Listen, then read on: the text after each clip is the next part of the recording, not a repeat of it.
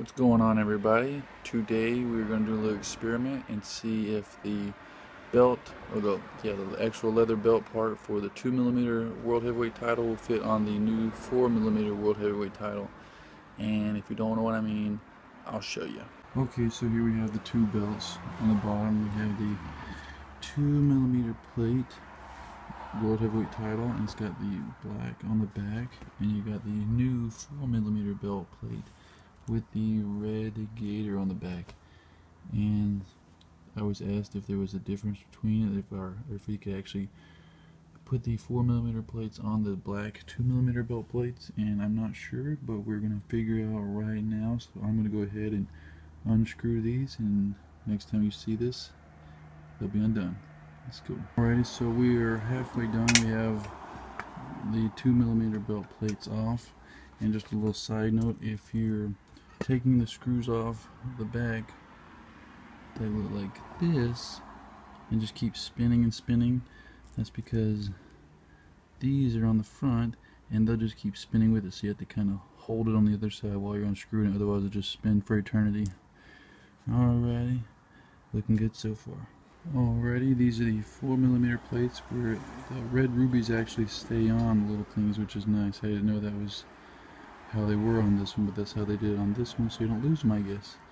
So there's the red belt, which I'm not really a big fan of, but alright, we're 2/3 of the way there. Almost there, people. Okay, so I tried putting the 4mm plates onto the 2mm plate belt. See, I got two in the top right here on the center plate, but when you try to line up with the bottom ones, it's just barely too short.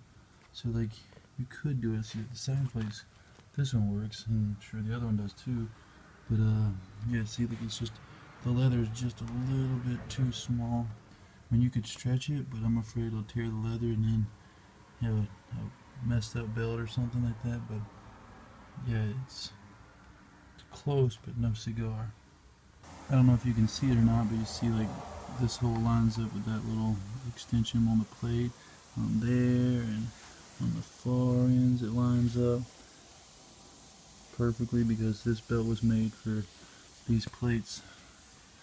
So unfortunately the 2mm plate belt does not fit with the 4mm belt plate, and I apologize for the horns in the background. I live in the ghetto. Just one real quick note: when you're putting the bolts back onto the back, putting the plate on, be very careful when you're tightening it on, because if you go too tight, they'll snap off right there, but if you make it too loose, then when you move around it'll break off on you then. So you gotta find that happy medium in between, which is not too hard to do, but just be careful when you do it. Make sure you screw them in straight, because if you go in sideways, they will also mess them up.